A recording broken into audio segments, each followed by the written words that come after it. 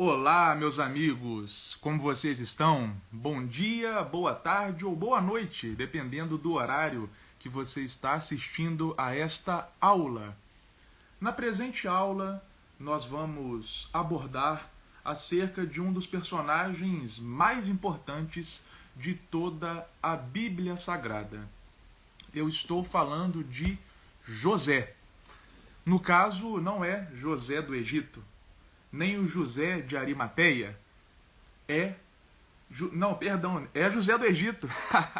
Não é José o pai de Jesus e nem o José de Arimateia. Eu falei José do Egito e José pai de Jesus, enfim. Mas nós vamos falar hoje de José do Egito, cuja história está lá no livro de Gênesis. Então, talvez você já o conheça, seja pela leitura das Escrituras, seja através do audiovisual, né, algum filme, teledramaturgia, enfim. José, ele é muito representado, porque a sua história é uma das mais inspiradoras, não só da Bíblia, né, mas transcende o próprio texto sagrado. A história de José, assim como de outros personagens bíblicos, assim como de outras figuras, outros vultos do cristianismo, elas ultrapassam o âmbito teológico religioso, mas fazem parte da própria civilização ocidental e sua cultura. Afinal de contas, nós podemos destacar três pilares nos quais foram erguidos o Ocidente, da forma que o conhecemos. Um desses pilares é o direito romano, o outro é a filosofia grega, e o terceiro pilar, não em ordem cronológica ou de importância, mas aqui falando numa ordem aleatória, o terceiro pilar é a moral judaico-cristã. Então, esse arcabouço do cristianismo, ele transcende o âmbito teológico religioso e atinge toda a sociedade. No caso, com os seus personagens, com as suas figuras, com os seus vultos, não é diferente. Né? José, Daniel na cova dos leões, Sansão e a sua força inigualável, o rei Salomão e a sua sabedoria, a vida dos apóstolos, enfim, todas essas histórias, elas são bem conhecidas, inclusive para os que não fazem parte de um contexto religioso ou de um contexto teológico propriamente dito. Gerir aqui o combustível do cérebro, né? Mas José é o alvo da nossa preocupação aqui nesta presente aula. E só um resumo aqui, né, da história de José. Como eu disse, está lá no livro de Gênesis, tá? O primeiro livro da Bíblia, Bereshit em hebraico, que significa no começo, né? Porque a primeira frase do Gênesis é Bereshit bara Elohim. No começo criou Deus os céus e a terra. Né? No caso, Bereshit bara Elohim, no começo Deus criou. E aí, nos céus e na terra, são as palavras subsequentes. Mas o Bereshit vem desse primeiro termo em hebraico. O primeiro termo da Bíblia é Bereshit, no começo. Então, este termo é o que intitula o primeiro livro da Bíblia, ok? Um resumão aqui da história de José. José, ele era um dos filhos de Jacó, né? Jacó que posteriormente tornou-se Israel. Jacó conhecido ali pela sua luta com o anjo. E José já era alvo de ciúmes por parte de seus irmãos. Para você ver aí que os pecados, né, capitais ou veniais, eles não são de hoje. Né? Os pecados são oriundos de bastante tempo atrás. Então, esse pecado do ciúme, por exemplo, já era existente e a todo vapor, ainda na época de José. E esse ciúme por parte dos irmãos se agravou, foi potencializado quando José teve 2 sonhos.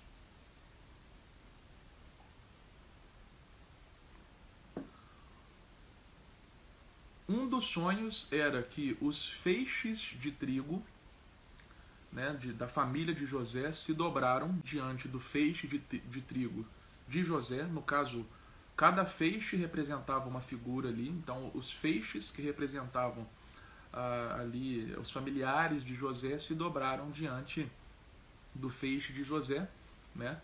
E o outro sonho era que o sol, a lua e as estrelas se dobraram diante de José. Ou seja, o significado de ambos os sonhos, né, era de ambos estes fenômenos psíquicos, né, que nós podemos assim chamar, era um só. José teria um papel de grande autoridade, ok? Então, através desses 2 fenômenos psíquicos, Deus falou para José isso: olha, eu prometo, eu te faço uma promessa hoje, você vai ter um papel de grande autoridade, certo? E assim seria consumado algum tempo depois, né? Diz uma tentativa de precisão histórica, teológica, que entre o sonho de José e a consumação do sonho foram mais de uma década, né? Então, foi mais de uma década aí entre um ponto e outro. Por quê? Os irmãos de José, quando ouviram este relato, eles, como eu disse, o ciúme por parte deles foi potencializado a ponto de eles tentarem matar José. Jogaram José literalmente no fundo do poço. Não tem uma expressão popular, né, que fala, poxa, fulano está no fundo do poço. José literalmente foi parar no fundo do poço. Os irmãos de José não conseguiram matar ele, né? Aí abro parênteses aqui. Claro que não conseguiram, né? E nem conseguiriam, porque José tinha uma promessa sobre a sua vida. E Deus não revoga as suas promessas. Deus não volta atrás nas suas promessas. Então, se Deus, que é o soberano, que é o controlador e o provocador da história, é o Logos, é o detentor da ordem, das menores às maiores quesitos do cosmos, Deus não permitiria que a vida de José fosse ceifada até que a promessa se cumprisse de fato, né? Não havia chance de José morrer na mão de seus irmãos. Assim como não havia chance alguma do menino Jesus ser morto no censo de Herodes. Lembra que quando Jesus nasceu, Herodes fez um censo para matar todos os meninos, todas as crianças nascidas ali? Não havia chance de Jesus ter sido morto naquele censo. Por quê? Porque Jesus já nasceu com o seu destino profético definido. Jesus iria morrer na cruz do Calvário. Apocalipse capítulo 13, versículo 8, afirma que o Cordeiro de Deus, Cordeiro com C maiúsculo, se referindo ao próprio Messias, foi imolado desde antes da fundação do mundo. Então, aquilo que aconteceu com Jesus na cruz, lá no Monte Gólgota, no Calvário, não foi um acidente de percurso, não foi algo que aconteceu, não. Já estava escrito, já estava predestinado, né? Tanto é que o livro de Atos, no capítulo 4, do versículo 26 ao 28, neste contexto, afirma que Herodes e Pilatos fizeram aquilo que já estava pré-determinado para eles fazerem. Então, o que Herodes e Pilatos fizeram não foi simplesmente fruto da sua maldade que pegou Deus de surpresa. Não, aquilo já estava escrito, já estava predestinado, né? Deus não foi pego de surpresa no pecado de Adão e Eva, aquilo já estava escrito. Porque se nós afirmarmos que Deus foi pego de surpresa, logo, por uma lógica aristotélica, nós estaríamos inferindo que Jesus e a obra da redenção como um todo foi um plano B.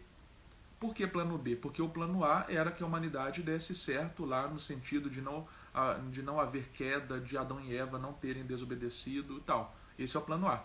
Ah, mas como aconteceu de Adão e Eva terem comido do fruto proibido, Deus teve que entrar em cena com o plano B, que era Jesus e o plano de redenção. É ilógico afirmar isso. Estaríamos falando de um Deus que não tem controle sobre a história, de um Deus que é pego de surpresa, de um Deus que se assusta, de um Deus que fica ali tendo que arrumar coisas que saíram do plano.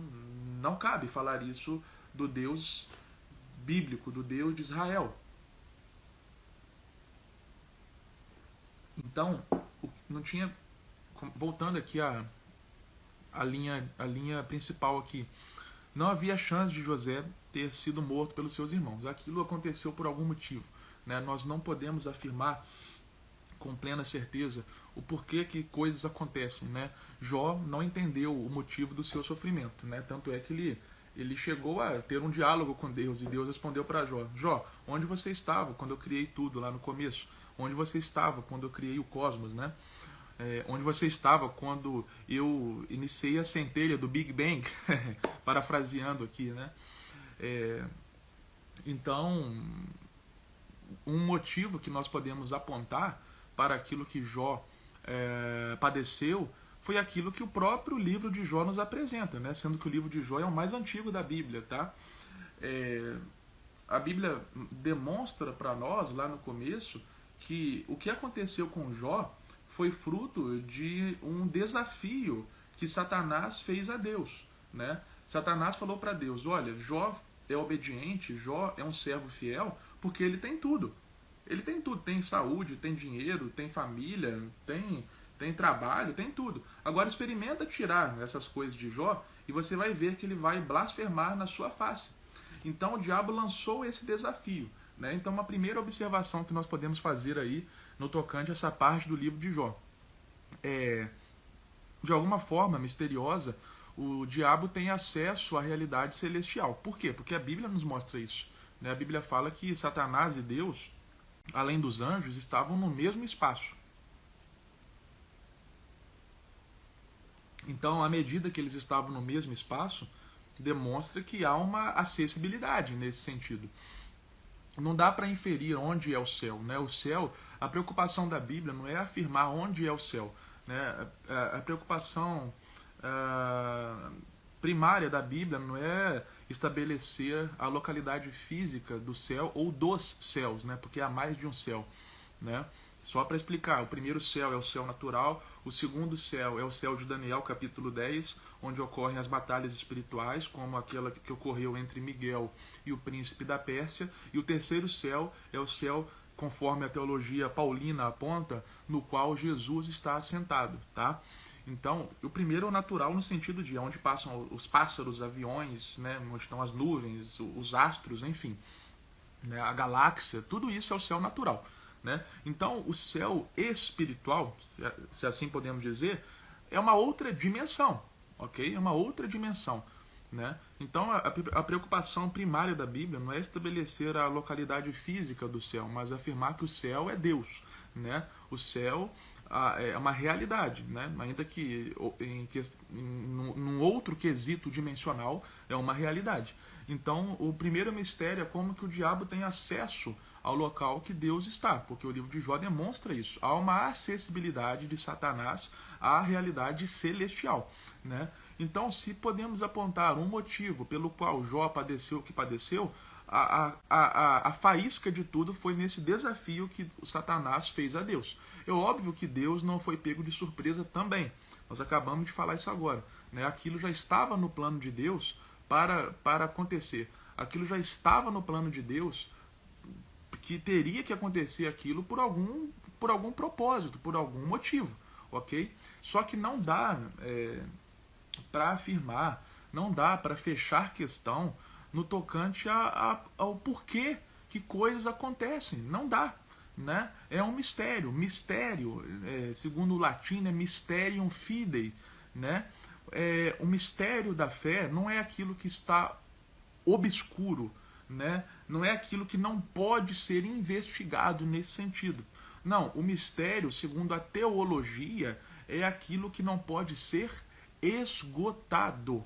né? Agostinho de Hipona já falava disso. Dá para você conhecer a Deus, mas não dá para esgotar esse conhecimento de Deus, ok? Então é um mistério falar, por exemplo, do porquê que coisas acontecem, né? Hoje eu estava lendo um texto do Randy Clark falando sobre o ministério da cura divina, né? O mistério, perdão, da cura divina.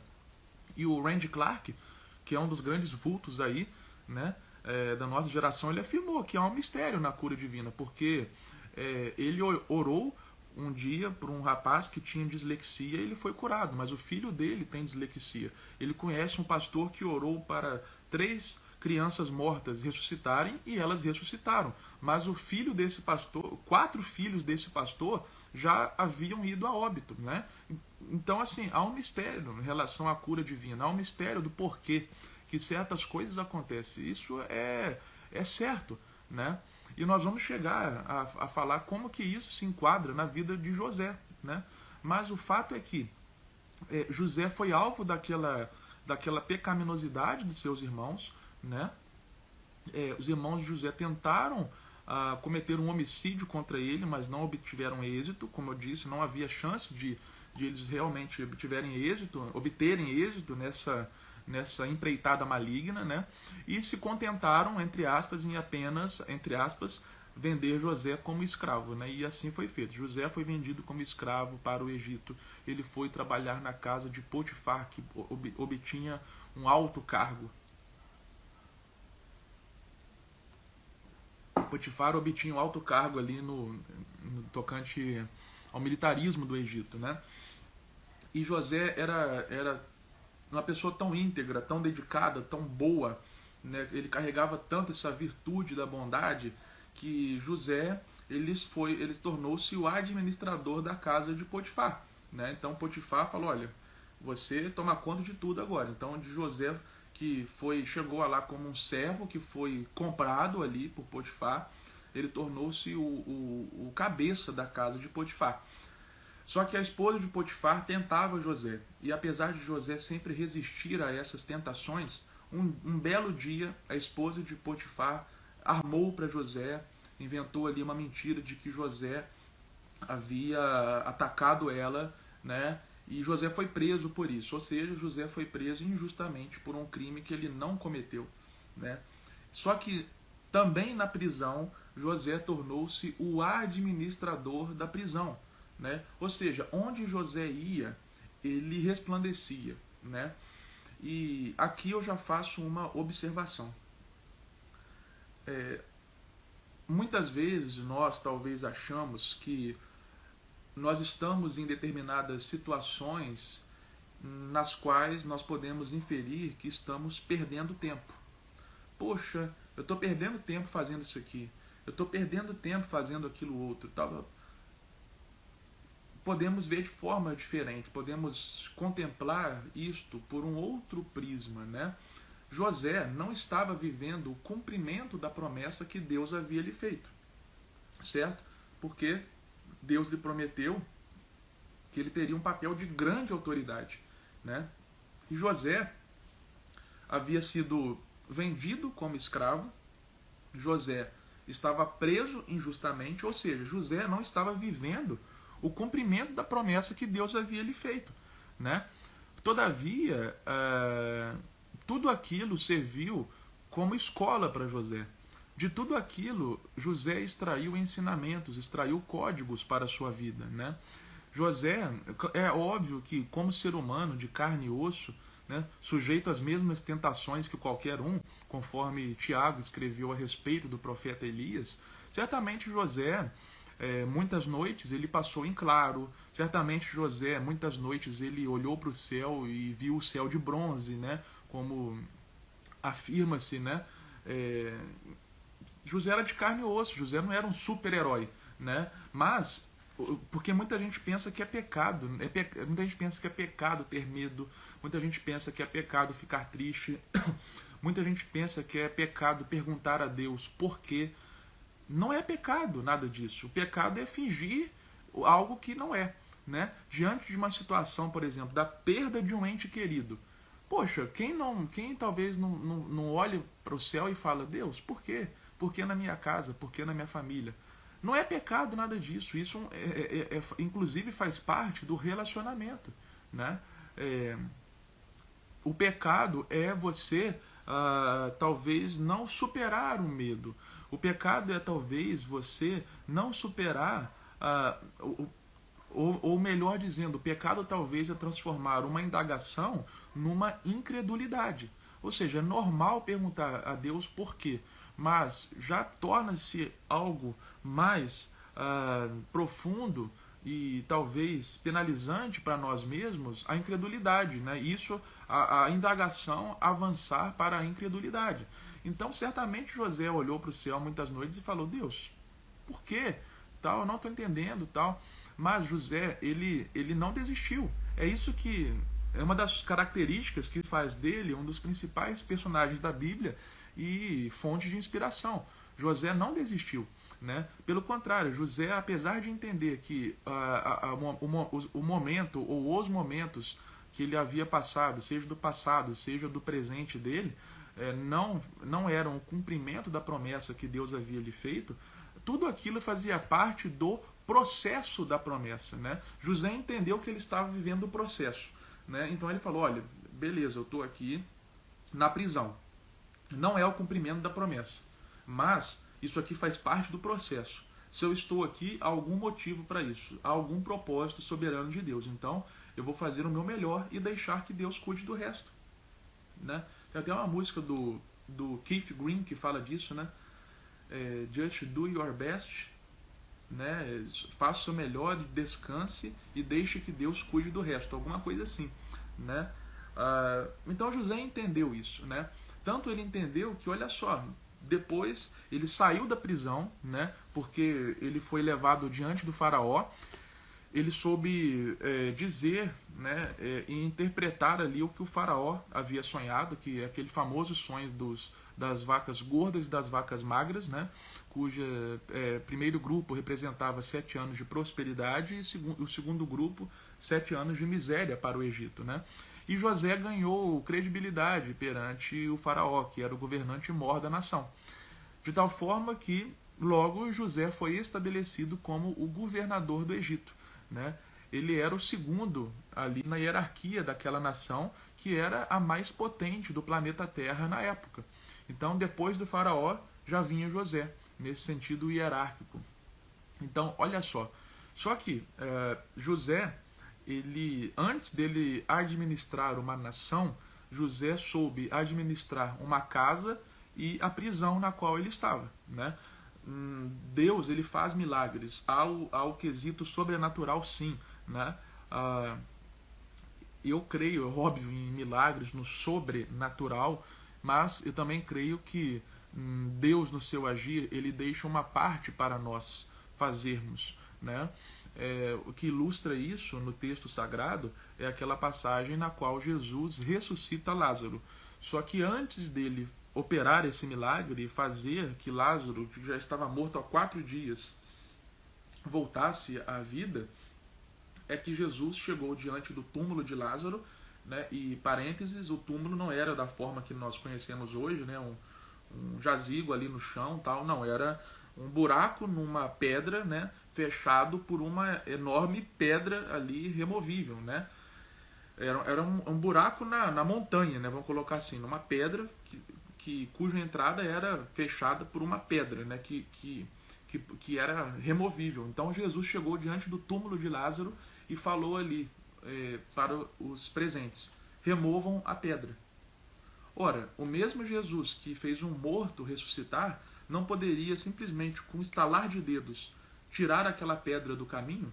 Sim, poderia, mas o fato de Deus ser todo-poderoso não implica em outros quesitos, como o fato de Deus, em seu todo-poder, ele nos torna participantes do seu agir, né? Então Jesus poderia fazer isso, sim, mas ele ensinou, através desse ato pedagógico de pedir para que os presentes removessem a pedra, Jesus estava afirmando: eu faço, mas vocês também devem fazer, né? Então, José não ia do nada ali aprender a administrar. Ele precisava ser treinado, né? E ele foi treinado durante esse processo árduo que o levou até o trono do Egito, né? Como diz um teólogo, né? Quando nós chegarmos no cumprimento da nossa promessa, nós podemos estar diferentes, né? Porque José estava ali diferente fisicamente, né? Estava com outras vestes, estava ali com questões típicas da cultura egípcia, mas ele estava diferente não apenas no tocante à parte física, né? Mas também no caráter, na alma, porque José foi lapidado durante todo esse tempo antes dele de fato assumir o trono daquela nação. Então, assim, foi dado o resumo, né, da vida de José. E eu queria destacar algo aqui, primeiro, né, sobre as 3 roupas de José. Eu estou vendo aqui na página Brother Bíblia. Inclusive, eu indico para vocês, sigam ela, tá? Eu sigo aqui no Instagram, Brother Bíblia, muito bom. Estou vendo uma publicação aqui que fala sobre as 3 roupas de José.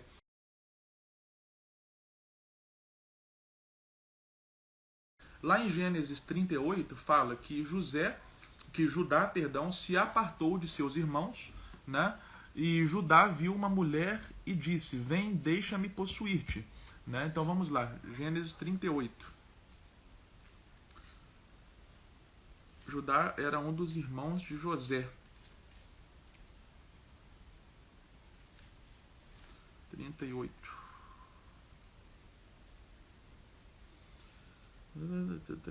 Judá, versículo 16. Tá. Judá, no caso aqui, está falando sobre Judá, né? Judá se relacionou-se com uma adulamita, cujo nome era Ira. O foco é falar aqui, né, que Judá é tentado e cai, né? E em Gênesis 39 fala que José foi apartado de seus irmãos. E José ouviu uma mulher dizer: "Deita-te comigo", né? José é apresentado como o filho de Jacó que teme a Deus. O Senhor era com José. No caso aqui, é um contraste entre o que Judá fez e o que José fez, entendeu? Olha só, Gênesis 38. Vamos lá. Versículo 1. E aconteceu naquele tempo que, separando-se Judá dos seus irmãos, relacionou-se com uma adulamita, cujo nome era Ira, tá? Então, Judá, ele se apartou dos seus irmãos e ele deitou-se com aquela mulher. Já em Gênesis 39, a Bíblia também fala que José, ele foi apartado de seus irmãos. Ou seja, assim como Judá foi apartado de seus irmãos, José também foi apartado de seus irmãos, né? Só que Judá deitou-se com a mulher. José não, José resistiu à tentação, né? Então mostra aí um contraste bem claro entre Judá e José, né? Agora sobre a questão das roupas de José.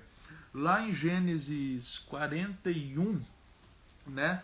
Gênesis 41, vamos abrir aqui, fala sobre a roupa da exaltação, né? Vamos lá, gente, porque nada, meus amigos, nada na Bíblia é por acaso, ok? Tudo na Bíblia tem um motivo, né? Até uma roupa que fala, poxa, o que tem a ver a roupa? Tem um motivo, sim, né? Gênesis 41, a roupa da exaltação, né? Gênesis capítulo 41, versículo 42, ok? E Faraó tomou seu anel da sua mão e o colocou sobre a mão de José, e o vestiu com vestes de linho fino, tá? Então, o linho fino é a roupa da exaltação. As roupas da discórdia, né, que foi a túnica de José, está lá em Gênesis 31. Gênesis 31, vamos ver aqui. Gênesis 31, versículo 3. Gênesis 31, 3. E Jacó viu o semblante de Labão, e eis que não era para com ele como antes. Versículo 2. E o Senhor disse a Jacó: volta à terra de seus pais e à tua parentela, e eu serei contigo. Tá? Então, assim, o contexto aqui que fala da túnica, da roupa da discórdia, que foi a túnica de José. E as roupas da fuga estão lá em Gênesis 39, verso 12. Né? E ela o apanhou pela sua veste, né? No caso, ela, a esposa de Potifar, dizendo: deita-te comigo, tá? Então, essa aqui são as vestes da fuga, que a mulher de Potifar pegou a roupa de José, mas José se desvencilhou daquela situação, ok? Então, só um paralelo aqui falando sobre as roupas de José, né? As roupas, primeiro, que ele estava habituado a vestir, né, na casa de seus pais, que os irmãos dele ficaram com a sua veste, né? Pegar a referência bíblica aqui, ó. Gênesis capítulo 37, versículo 32, fala que os irmãos de José levaram a túnica dele ao pai. Então, vamos lá. Tem a túnica de José que os irmãos dele pegaram e levaram até o pai, depois dos irmãos dele terem ali tentado matá-lo e o vendido como escravo. Tem as roupas que José fugiu da mulher de Potifar e tem as roupas da exaltação, que é quando o faraó o veste. Então, são 3 roupas aí diferentes na trajetória de José, tá bom? Um outro ponto aqui que eu quero destacar são sobre os ossos de José.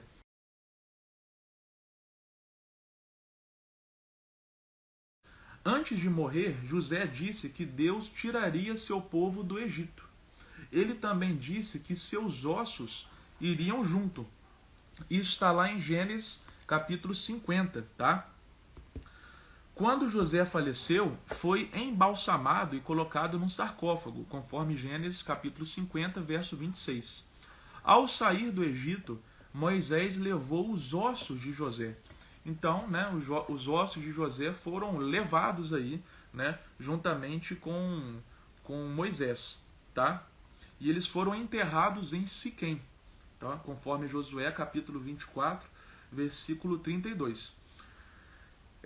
Conforme Hebreus capítulo 11, verso 22, pela fé, José, no fim da vida, fez menção do êxodo dos israelitas do Egito e deu instruções acerca dos seus próprios ossos, né? Então, olha só o que diz Gênesis capítulo 50, verso 24. Antes de morrer, José disse a seus irmãos: estou à beira da morte, mas Deus certamente virá em auxílio de vocês e os tirará desta terra, levando-os para a terra que prometeu com o juramento a Abraão, Isaque e Jacó. Então José, conforme diz Hebreus, ele fez menção do êxodo, né, que nem tinha acontecido ainda. Então é uma espécie aqui de volta para o futuro, né? Mas Deus, ele revela as coisas para os seus amigos, né? Esse é o ofício profético. Um outro ponto que eu gostaria de destacar aqui está em Gênesis capítulo 45, versículo 8. Olha só o que aconteceu. É o seguinte, só para contextualizar, né? A Bíblia aí, ó, espada. José já era governador do Egito, tá? E eis que aprove a Deus colocar os irmãos de José diante dele, né? Ou seja, anos depois dos irmãos de José terem tentado matá-lo, terem tentado ali, né, fazer um mal contra José, vamos dizer assim, José reencontrou com seus irmãos. Só que não era mais o José ali, o irmão caçula, né, ou o segundo caçula, né, que José tinha um outro irmão ainda, Benjamim. E era um José diferente, era o José governador da principal nação da terra, né? Então, o que muitos fariam no lugar de José, né? Muitos deixariam que outro pecado capital tivesse vazão, que é o pecado da vingança, né? Então, muitos no lugar de José, que era só estalar o dedo que os irmãos dele seriam mortos ou presos ali, né? Muitos fariam isso. Não, agora eu vou me vingar daqueles que fizeram mal a mim, né? Só que olha só o que José fez. Gênesis capítulo 45, versículo 8. José falando para os seus irmãos: então, agora, não fostes vós que me enviastes aqui, mas Deus. E ele me fez pai de Faraó, e senhor sobre toda a sua casa, e governador de toda a terra do Egito. Foco nisso aqui, ó. Não fostes vós que me enviastes aqui, mas Deus. Isso aqui é tremendo. É assombroso, é profundo. Isso aqui deixa qualquer filósofo com os cabelos em pé, né? Por quê?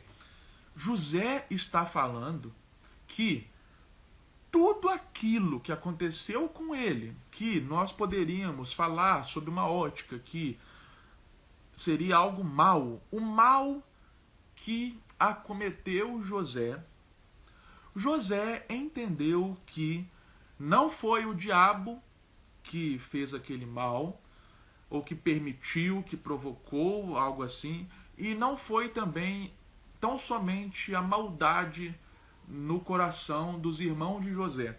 José afirmou que foi Deus que enviou José para lá, portanto foi Deus que permitiu que tudo aquilo tivesse acontecido com a vida de José. Vamos lá. Vale ressaltar que o mal, o pecado, não vem de Deus. Deus é Kadosh, Kadosh, Kadosh, conforme o hebraico. Santo, santo, santo. Então Deus não é a origem do mal. Ô Patricão, beleza, meu amigo? Obrigado aí pelo carinho, tá? Você que é o cara. Você que é o cara. Um grande abraço, Patricão. Tamo junto. Então, o mal não é originado por Deus. Deus não é a origem do mal, né? Falar isso seria uma heresia. A Bíblia sempre aponta que o mal é originado nos homens ou nos anjos, ok? Nunca o mal é originado em Deus, nunca vem de Deus o mal. Porém, Deus, ele controla tudo, absolutamente tudo. Deus é o controlador do cosmos. E o mal que acontece não foge do controle de Deus, não foge do escopo divino. Percebe? Exemplo claro na Bíblia. A vida de Jó, que nós já mencionamos. Quem foi que permitiu que o diabo tocasse na vida de Jó? Deus. Foi quem que tocou na vida de Jó? O diabo. Opa, o mal então veio de quem? Do diabo. O mal não veio de Deus, o mal veio do diabo. Mas quem foi que permitiu que o diabo fizesse? Deus. Foi Deus que permitiu. Está lá no livro de Jó. Deus falou, pode operar, só não tire a vida de Jó, só não mate Jó. Ou seja, Deus é o controlador, Deus é o soberano. O mal que acontece não foge do controle, da alçada, do escopo divino, né? Então, uma coisa é uma coisa, outra coisa é outra coisa, né? Não está sendo afirmado que Deus provoca, origina o mal, mas está sendo afirmado que Deus, ele tem a soberania sobre o mal, entende? O mal não foge ali no sentido de, poxa, Deus foi pego de surpresa, ou Deus perdeu a batalha. Não, Deus é controlador de tudo, né? Como diz John Piper, né? O diabo é um cachorro preso na coleira de Deus. Então Deus solta essa coleira ou puxa essa coleira conforme os seus desígnios. We just read in chapter 2 where Peter said in the sermon to the people who had killed Jesus, you acted in ignorance. He didn't forgive them for that. He said they have to repent. You acted in ignorance, but God fulfilled what he had promised by the prophets, that the Christ must suffer. That's like 2:22 or somewhere in there. What that said to me was, again, okay, these people didn't know what they were doing. God knew what he was doing. So the crucifixion of his son was, according to Isaiah 53:10, the bruising by the Father of the Son, and therefore the worst sin that was ever committed was ordained by God. And the answer is yes. He controls everything, and he does it for his glory and our good. Então, quando José afirma que não foi os irmãos dele que o enviaram para lá, ou que provocaram tudo aquilo que aconteceu na sua vida, José está afirmando também que foi Deus que o enviou para lá e que permitiu que tudo aquilo acontecesse na sua vida, né? Então José entendeu que todas aquelas situações que lhe acometeram não foi fruto de um eventual abandono de Deus, não foi fruto de uma vitória de Satanás sobre Deus, não foi fruto de uma perda de controle da parte de Deus. Pelo contrário, Deus sempre esteve no controle e ele estava a par de tudo aquilo que estava acontecendo e predestinou tudo aquilo que aconteceu na vida de José. Isso é muito forte de ser afirmado, mas é bíblico. José que entendeu isso. Ele que afirmou, olha, o mal que me acometeu foi predestinado por Deus. Estava sob o controle de Deus. Né? Então isso é muito forte, porque, é claro, né, não vai ser em um dia que nós vamos resolver a teodiceia, né? Ou seja, o problema do mal. Este é um tema da teologia clássica, né? E sempre vamos debater sobre a questão da teodiceia. Por quê? Porque hoje nós vemos como que por um espelho, mas vai chegar o dia em que nós veremos face a face. Então, nós debatemos procurando entender, mas na minha visão, o que dá para afirmar é isso, né? Que Deus controla tudo, né? Inclusive o mal. Apesar de não ser o provocador, o originador, ele é o controlador, ele controla tudo, ele predestina tudo. Né? Não cai uma folha da árvore, tampouco se assenta um rei no trono que não seja a vontade de Deus. Tá? Então, o que eu queria destacar para nós finalizarmos essa aula sobre a vida de José do Egito é, primeiro, José ele entendeu que tudo aquilo que ele estava vivendo, apesar de não ser o cumprimento da promessa, fazia parte do processo da promessa. Né? Ou seja, entendendo isso, José dava o melhor onde ele estava. Por isso que ele tornou-se o administrador da casa de Potifar e por isso que ele tornou-se o administrador da prisão. Né? Tudo aquilo foi escola, foi treino para José um dia tornar-se governador da nação mais potente do planeta. Né? O deserto ensina. Né? Antes de começar o seu ministério, Jesus passou pelo deserto. Antes de começar o seu ministério, João Batista passou pelo deserto. Então, o deserto é onde o homem vê que ele é frágil, ele é pecaminoso, ele é pequeno e que Deus é grande, soberano e misericordioso. Então, a pequenez do homem se encontra com a supremacia divina.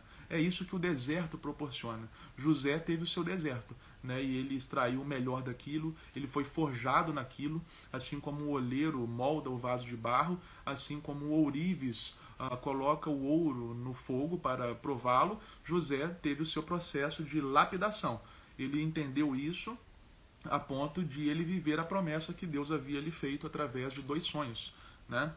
Então, eu destacaria isso e, por fim, eu destacaria sobre a visão de José. José não blasfemou contra Deus, José não falou que o diabo havia tomado conta da sua vida, pelo contrário, José falou que Deus estava a par de tudo aquilo que lhe aconteceu. Como diz o apóstolo Paulo, todas as coisas cooperam para o bem daqueles que amam a Deus. Né? José entendeu que tudo aquilo que aconteceu com ele cooperou para o seu bem. Isso nos serve de ensinamento para, diante das mazelas da vida, diante das vicissitudes vitais, nós tentarmos olhar pela seguinte ótica, né? De que se há um Deus que está assentado no trono, ele é soberano sobre tudo e ele não nos abandona, como diz a Bíblia, ainda que uma mãe abandone seus filhos, Deus não abandona os seus filhos. Então, todas as coisas cooperam para o bem. Há mistérios, como aquele que eu mencionei da cura, né? Por que que o homem ora pela cura de uma pessoa estranha, ela é curada, e quando este homem ora pela cura de um familiar, ele não é curado, né? É um mistério, mysterium fidei, mistério da fé.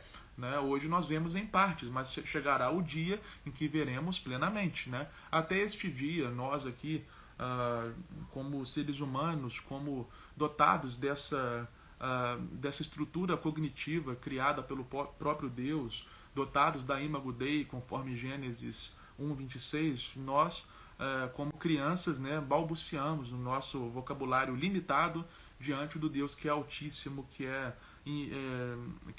cognoscível, né, dá para conhecê-lo, mas jamais esgotá-lo. Tanto é que nós vamos passar a eternidade conhecendo a este Deus. Ok? Bom, espero que essa aula tenha te edificado de alguma forma. Se você está me vendo pelo Instagram ou pelo YouTube, te convido, né, a acompanhar, porque sempre quando vem uma ideia boa, nós gravamos aqui uma aula, um conteúdo nesse sentido, tá bom? Se você está no Instagram, Siga-me e curta esse vídeo para que ele alcance mais pessoas. Se você está no YouTube, te convido a se inscrever no canal, também curtir esse vídeo para que o alcance dele seja maior. Que Deus abençoe a todos vocês e até a próxima.